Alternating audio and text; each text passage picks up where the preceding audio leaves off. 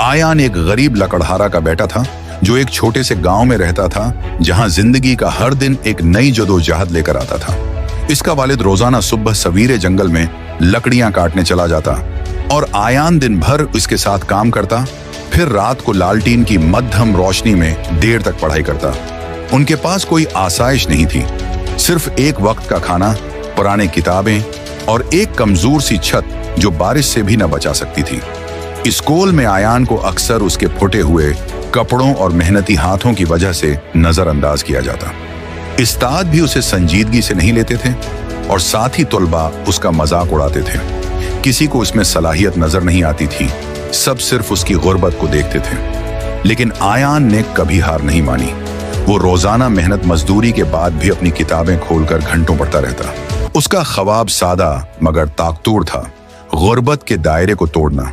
उसने कई बार नाकामी का सामना किया, तन्हा रवैया, खास तौर पर जब इम्तिहान में नंबर कम आए, लेकिन उसके वालिद के अल्फाज हमेशा उसके दिल में गूंजते रहते थे।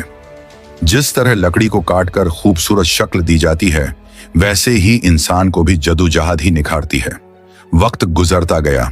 आयान लकड़ियां काटने में अपने वालिद का हाथ बटाता रहा और साथ साथ दाखिला टेस्ट की तैयारी भी करता रहा।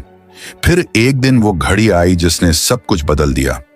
आयान ने एक बड़ी स्कॉलरशिप का इम्तिहान पास कर लिया और एक एली यूनिवर्सिटी में दाखिला हासिल कर लिया। वो लम्हा उनकी जिंदगी का संग मेल बन गया।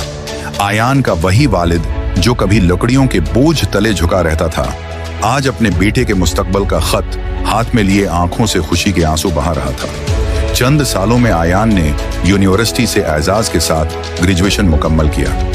वो एक बड़े स्टेज पर खड़ा सैकड़ों लोगों के सामने अवार्ड वसूल कर रहा था। हुजूम में उसका बाप खामोश खड़ा, आंखों में फख्र, मोहब्बत और खुशी लिए उसे देख रहा था।